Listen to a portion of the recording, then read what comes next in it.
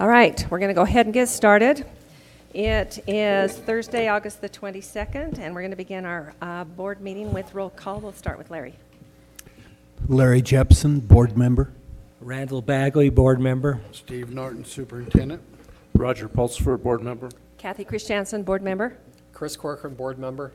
Jeff Nielsen, board member. Terry Rhodes, board member. And Dale Hanson, business administrator. Thank you. And I guess I should mention that it's 2019. I didn't get that on the date. All right, so we'll go ahead and have our pledge and mission statement by Chris Corcoran. I pledge allegiance to the flag of the United States of America and to the republic for which it stands, one nation under God, indivisible, with liberty and justice for all.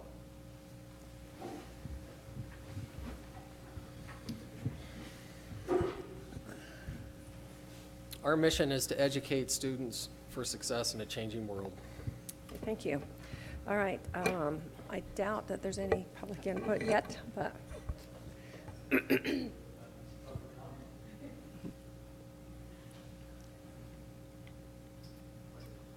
we're okay? Okay. All right. So we'll go ahead and move down to our consent agenda, and I'll take a motion to approve our consent agenda. I make a motion to approve our consent agenda. I second. All right. Any discussion or questions? Okay. We'll go ahead and vote.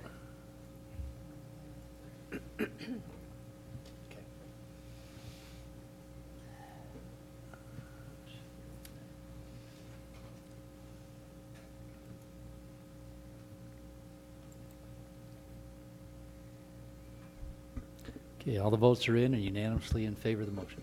Okay. All right, we have a few action items, and we'll begin with the request for the approval of the district emergency safety interventions.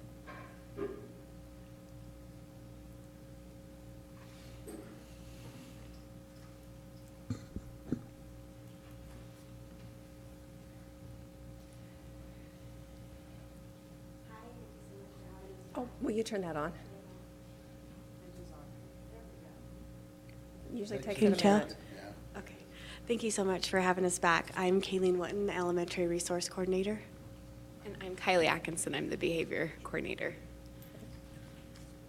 All right. I will take a motion to approve the district emergency safety interventions.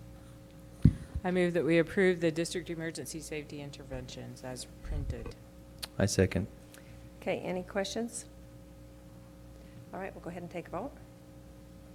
Thanks for doing this, ladies. Yeah. Oh, thank you so much. We appreciate all the time that you've taken to look it over. I know it's kind of encompassing, and we just appreciate all that you've done, and thank you very much. We appreciate all that you've done. Okay. And all the votes are in and unanimously in favor of the motion. There you go. Okay. Thank you. All right, I will take a motion to approve the fees, student fees and fee waiver policy.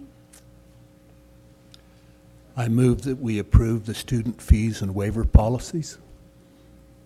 I second. Okay, any questions about this? Did they make changes just recently again?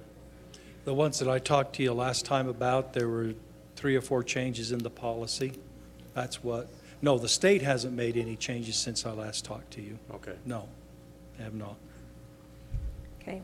I have a question. Is it possible for us to do some sort of survey asking parents? It doesn't have to be a lot of questions, but just to find out if there are students who are exempting themselves or parents who are exempting students because of our fee schedule? Yeah, we can easily do that. Okay. I'd just ask each high school to do a little individual survey on that and get that input from them. Okay. Yeah. Okay, we'll go ahead and vote then.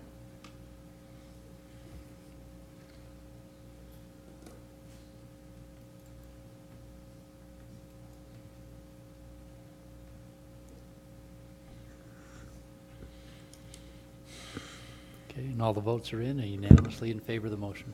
Okay, thanks for doing all of that, Mike.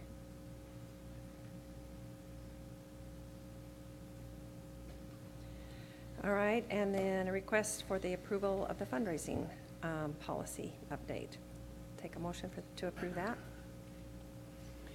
I move that we approve the fundraising policy update. I second it. Okay, any questions on that? Mike, are you the person that we need to ask questions to for Yep. this? Mm-hmm. Are just those, first of all, there are 4 red lines in the middle of section N of that policy, That's the ad. and those are the things that we're adding, but they're numbered 2, 3, 3, 4. Okay, I'll change one of those. Different. Okay. So those are the only changes in this policy? We're actually adding those statements based on 277407. Right. We're adding those. The fee, school fees. Yeah. Okay. And then also, up above that, on the policy, you see 2 up there, F, and H, there's some line outs in there, just to clean that up a little bit. Okay. That's the changes. So we've always had, we've had this fee waiver, fundraising policy for quite a while, so that's the tweak to this that I mentioned last time, just to, So it just tweaks it to bring into closer alignment with the school fees policy? Yep. Okay. yep. Any other questions? Okay, we'll vote.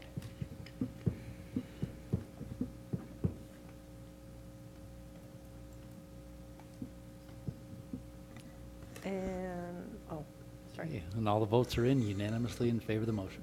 Okay. And then the approval of the Johnson Controls Phase 1 project and financing. Yeah.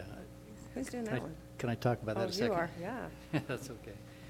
I've been working with Jeremy Raymond from Olson and Hogan, trying to put together the contract that we'll have with Johnson Controls and with Pinnacle Financial that will do the financing for the lease purchase that we're looking at with the lighting retrofit across the district. And so there is on your packet there the contract that's been put together, and then there's also a resolution that we need to actually have approved, is what we're asking for tonight. So the resolution itself is just a page and a half, but it basically just outlines the program itself of what it is. It authorizes you, Kathy, as board president, to sign and to be able to delegate, if you'd like, for me to sign on certain documents, such as when we make payment requests for work that's been completed and all those, tracking the funds and that on that. I don't know that you'd want to come in every time and sign all those, or you just have me do that, but anyway. So that's what the resolution was, for me to just turn it right over to you? Yeah, so the Okay. resolution is to really allow you and to delegate to me if you need Okay. in signing some of these documents. Who It- writes these things for them? Yeah. I was going, oh my gosh, what does this all mean? Yeah. And they need to do some editing. In the contract itself, Of course. there is, Sorry, Think Kathy that there's said it some needed editing. to be edited. Yeah. oh, this? Yeah. it Oh, does. no, okay. They charge plenty per minute to work on these things, so that's good. On Exhibit A1 in the lease agreement, it's about, I don't know, 7th or so page back, there's the lease payment schedule that shows then how, for the next 20 years, well, this is actually 14 years on this first phase, that we'll be paying back the lease agreement on that, with the first payment starting in September of 2020. And so the total payments we'll make over that 14-year period will be almost 3.6 million. But that again is all generated by utility savings from the changes they're making. And so this is for the first phase of the energy retrofit. And so we just would request board authorization to move forward and then actually adopt the resolution that we have there. Okay, I'll take a motion to approve the Johnson Controls Phase 1 project and financing and resolution. Is that right? And the resolution? Yeah. Okay. So moved. Okay. I second it. All right, any questions I just have a comment that I thought it was interesting as we read through their last documents that they presented here, that they, that neither of the contractors that they sent bid requests to locally were willing to submit a bid to them.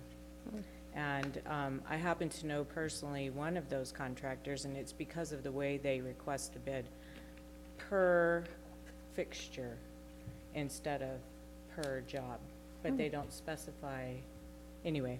So it's California contractors who will be doing this work. That's interesting. Do you have a problem with that, Dale? You can't at this point. I don't.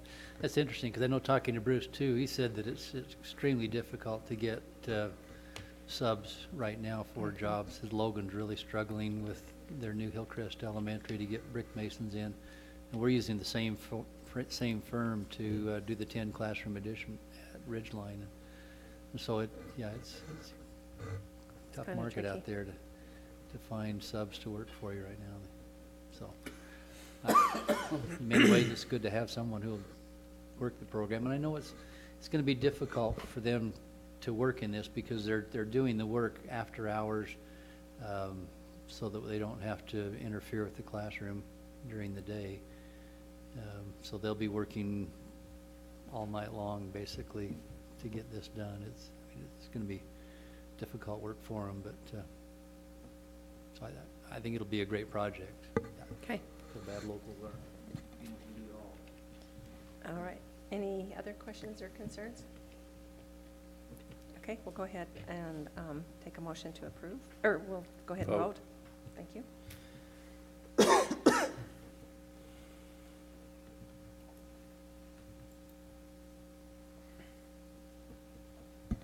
Okay, and all the votes are in unanimously in favor of the motion. Okay. Okay, all right then, on our reports, on the first one, okay, so since the new year has started, I just thought I would talk a little bit about visiting schools. And in some of the districts, the visits have to be made by the superintendent, but in our district, Steve said it would be okay if we just contacted principals when we wanted to go and see if it was okay with them. And since Chris, you're new, you can request permission to visit a school community council meeting, PTA meeting, faculty meeting, or any other meeting that you would like, as well as, I guess, visit classrooms if we wanted to.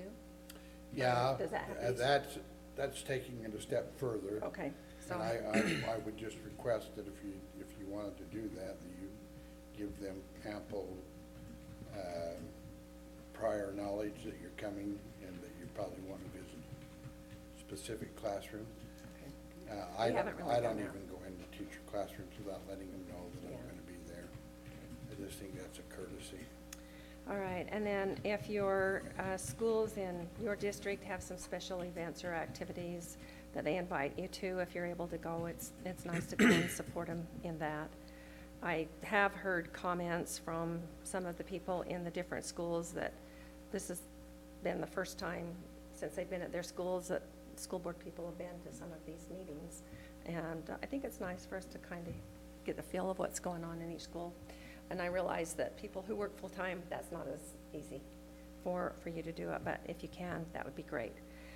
Okay, and then the second item on this is tonight for the Truth in Taxation. When people come, they'll have 2 minutes to express their opinion, and we are just to listen to them.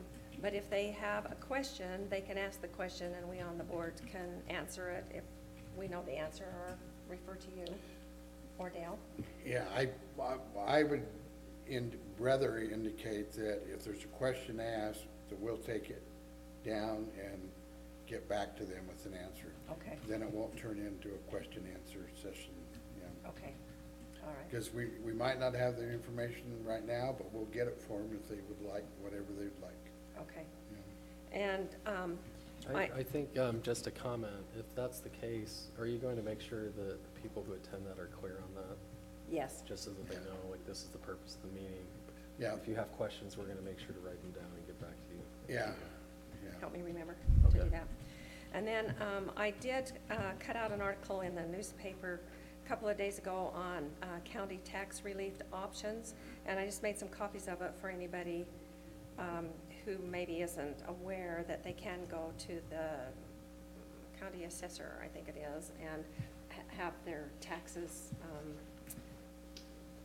whatever you call it. Reviewed. Reviewed, thank you, reviewed and possibly reduced. And the article did say that last year, they had 840 residents who qualified, and they awarded over $890,892 in property tax relief.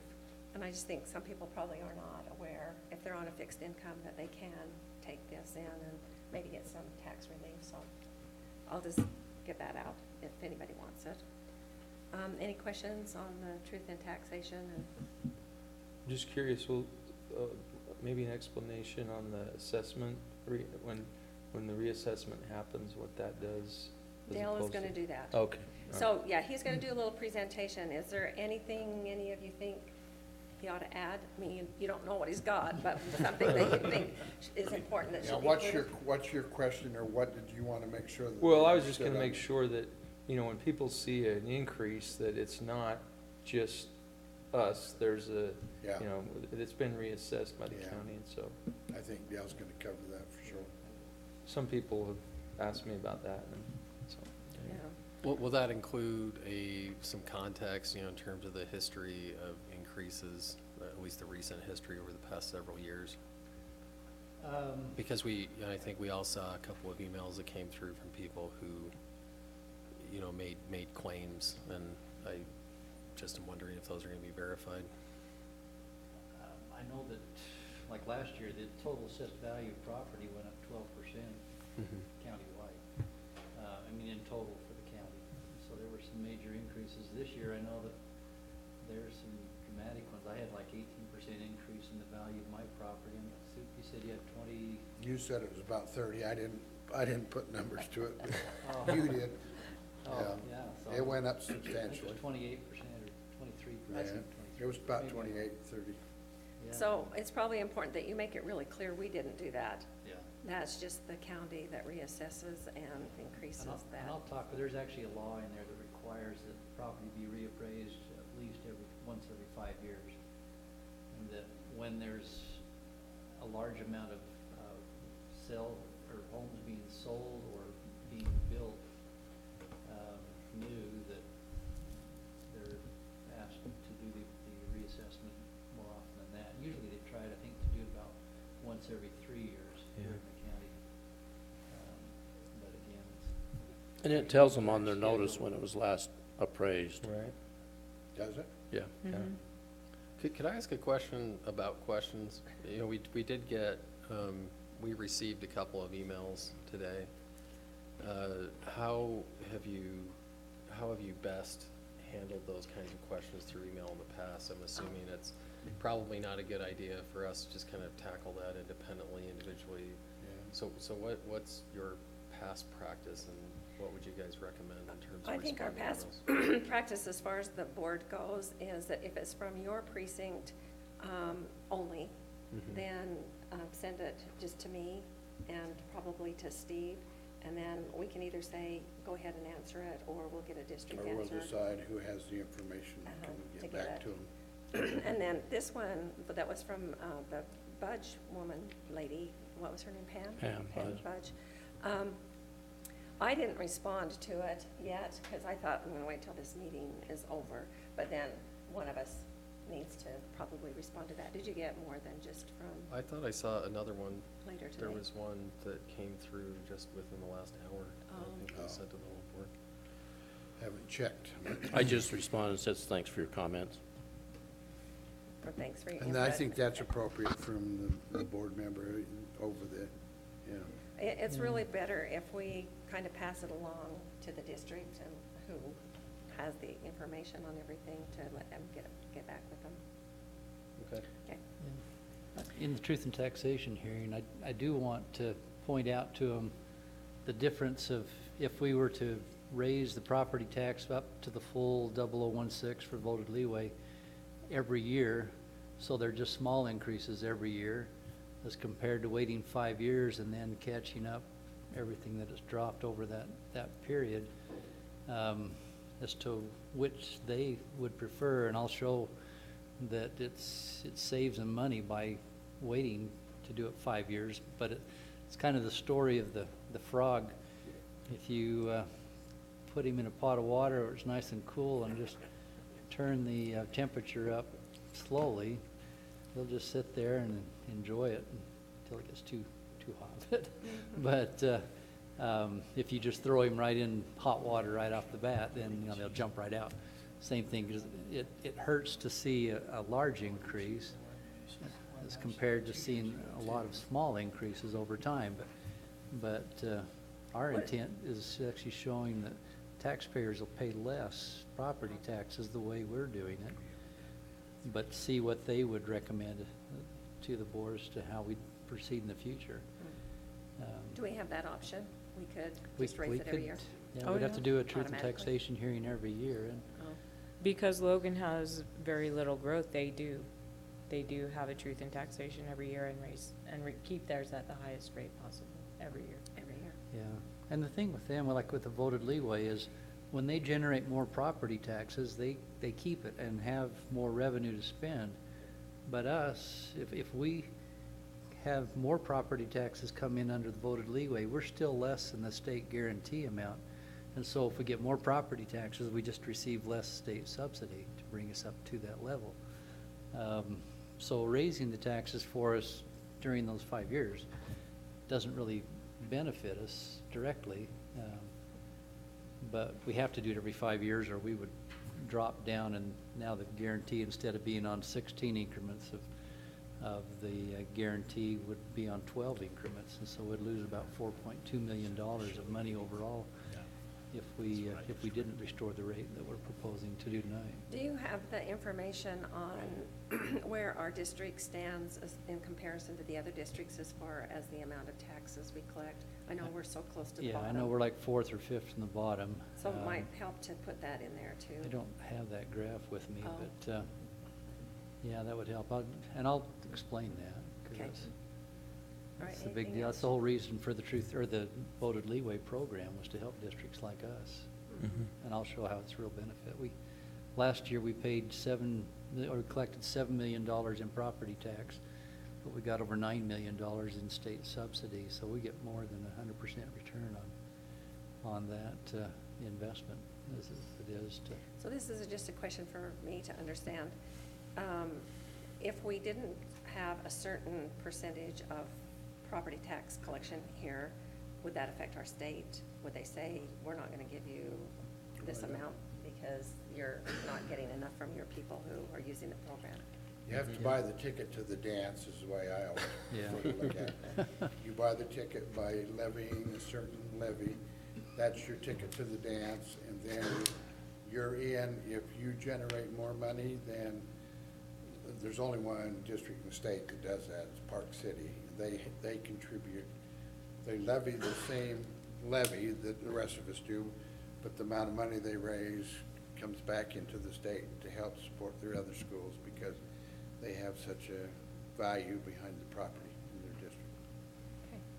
Is it worth, as a part of your presentation, talking about that, making sure that people are clear on that legislative aspect of the process, so that they know that the district isn't running rogue and doing this independently, but it's a state program. In other words, the state legislature has some responsibility for the way this is structured as well. Is that kind of part of your presentation? I wanted to go through and really explain the whole voted leeway program, why it was set up, the process we had to go through to be authorized to levy the rate we did. We went out to a vote of the people to support that, us levying that rate. And so they've already given us that approval. It's because then I have to explain the certified tax rate, why as the rate comes down, it may generate the same number of dollars, but under the formula, we wouldn't qualify for the full state guarantee if we're not. And I'll go through all that and explain it. Okay. So, yeah,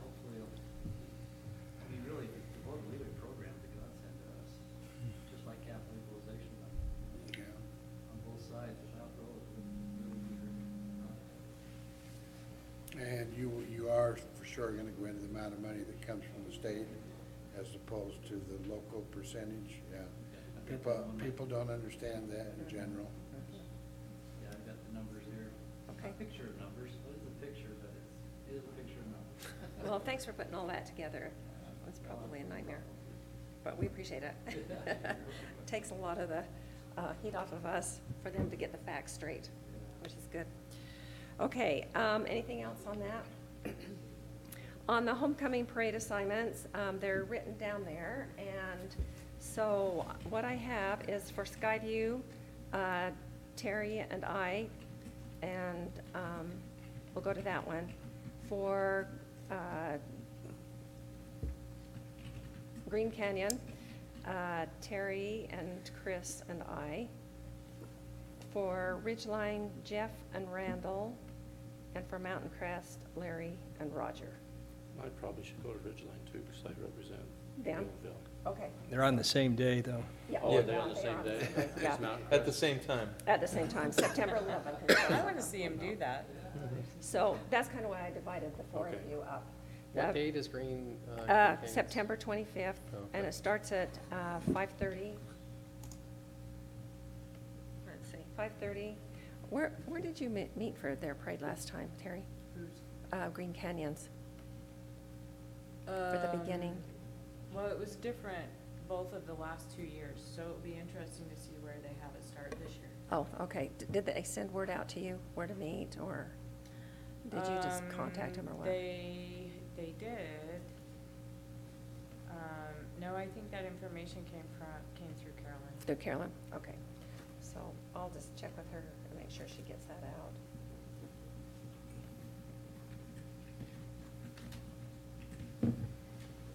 Okay.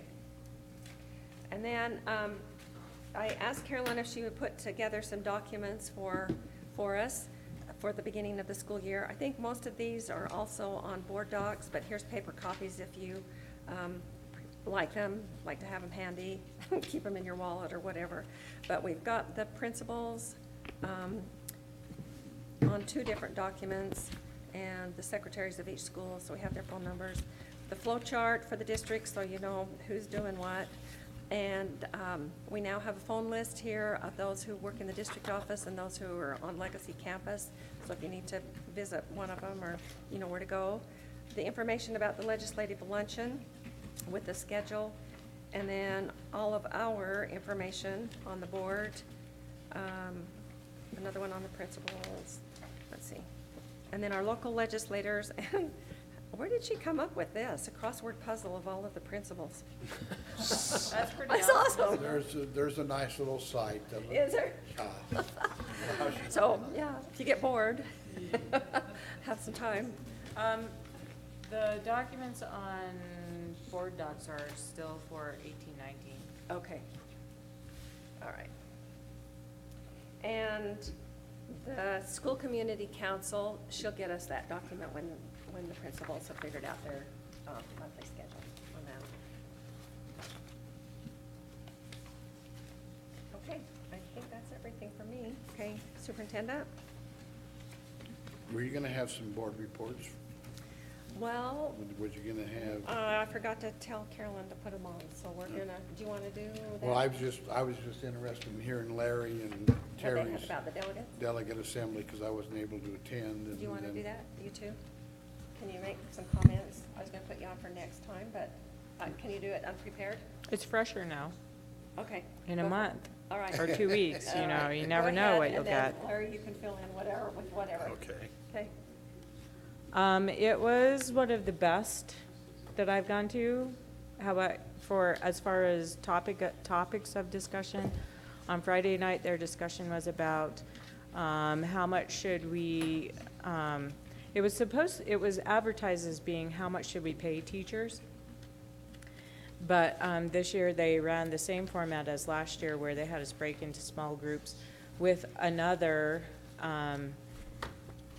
district, and Larry and I got paired up with Garfield School District, which only 4% of their land is privately owned. In their 4%? Yeah. Oh, my gosh. Wow. And so we had 4 questions we were supposed to answer. Can you remember what they were? Something like, what challenges does your district face, and what things stand in your way of moving forward or having enough teachers or things like that?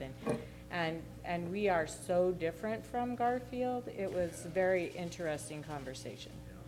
But it was good to hear, in one of, so the only high school they have that's big is in Panguitch in Garfield. And it's a long, skinny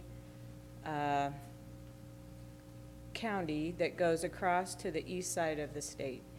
And so they have, I can't remember what they said, 3 or 4 schools with 12 students or 20 students or less. And so, and their biggest school outside of Panguitch has 6 teachers who all wear multiple hats. I'm sure this sounds familiar to Steve from Nevada. But anyway, so at the end of last year, they had 3 of those teachers turn in their walking papers that they were leaving. And so they're like, we lost half of our teaching force in that school. And they asked them, if we paid you more money, would you stay? And they said no. They said, you just work us to death here. We can't stay. But because you make us do so many different things, we look like rock stars when we interview anywhere else in any other school district. So That's interesting. Wow. so for them in Garfield, money is not an issue. Because they have, I think they said that they had that, teaching is actually one of the best paid jobs in their county. And so it's kind of a really great job to have for people there. But they can't keep teachers just based on what they make. One of the biggest problems they mentioned as far as teacher retention, they get a lot of single young ladies that come down there to start, and they're not necessarily welcomed into the community. There's not a lot of Social options. interaction. And so they stay 1, 2, 3 years and they're gone. Yeah. Makes sense. But then the second day, when we actually had so that was the pre-delegate assembly, a lot of discussion. The second day on Saturday morning, we had, which was actually the delegate assembly where we voted on legislative priorities. What was the ask for the increase in WPU? 4%? 6%. The initial Initially- proposal was 8. Yeah, the initial and we proposal lowered was it to 8. 6. And then it went down to 3, and then it went up to 4, and I think the final one was 6. I think you're right. And but also the USBA leadership and USSA leadership, and Terry Shoemaker, who is who you all know, said that they've had multiple legislators come to them and tell them this unsiloing thing is a done deal. That they're really, that's where they're moving toward for funding in the state. And but they're very anxious to work with the education community, because they know that if education is not with them, that they'll have a much harder time passing it. So one of the topics that was suggested, or one of the suggestions from in that meeting, that came from that meeting, was that education lobby for a set percent of the entire state budget every year. So, like, I don't know, so, and they said, and there were several who, like Terry, for instance, said that, yeah, if we could get 60% and be guaranteed 60% every year of the whole state budget, we'd be better off than we are now. So, If you could get that high. Well, Yeah. so those were things that they were talking about. So really, they're looking for ideas, suggestions of how to help education come out, education funding be well done with the direction that legislature is headed with this. And I asked the question if they thought that the legislature could move fast enough to make it to get it on this year's ballot. They said no. So the soonest we would see it is on next year's ballot, and it would have to go to a vote of the people because it would be a constitutional amendment. So, anyway, those were some of the things that were discussed. There was a very heated discussion about whether to, as a USBA body, to continue to, in our legislative asks on our one-page paper of talking points, specifically say that we support income tax, specifically as the fund for education in the state. It was back and forth a little bit, and then as it ended up, they left those words in there that we support income tax as the funding vehicle for all of education. But that was an interesting discussion as well. Whether we should take those words out or not. But you should get a copy of it from USBA, the one-page talking points for the legislative priorities for USBA. Because I would have thought we would have seen it by now, since it's been a couple of weeks, but watch for an email from USBA to see that one sheet that came out of the delegate assembly. Everyone who, the hard part about the delegate assembly is if they set an ending time, the closer it gets to that, the more everyone's like, stop talking, we're not debating anything anymore, just vote for it. We're done. So they get stuck on, exactly. They get stuck on this crazy wordsmithing, in the first hour. And it takes so long to get through one little part of the whole priority list. And then as it gets closer to the ending time, when everyone thinks we should be leaving, then they just whip through everything, so. Human nature. But the discussion was really good. Do you want to add something? Yeah, I felt the JLT, is that what it is? JLC? I thought they did a fabulous job this year of framing the proposals for it. There was not the change this year that I've seen. This is my 4th consecutive year of being there. And there was not the change this year that I've seen the other years.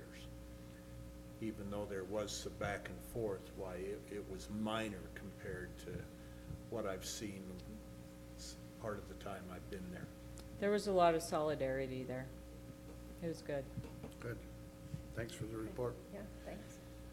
My only report is there's Jimmy John sandwiches out there waiting for you if you want to take a second. No, that's Okay. nice. Thanks to Carmer making a run and Jimmy John's being freaking fast. So it's out there. Thank you, Karma. Thank you, Sue. No, we'll just leave it Well, in the yeah. kitchen. Do you want to say anything about your meeting today, rather than wait until the next meeting? We've got a little bit of time. I had the Utah High School Athletics Association meeting today, and I already talked to Jenna. They wanted us to have a connection to their website, to their high school athletics thing on our website, so they took care of that. The big thing is coming up, and they want us to make sure that we have our coaches, make sure we update our student register for players.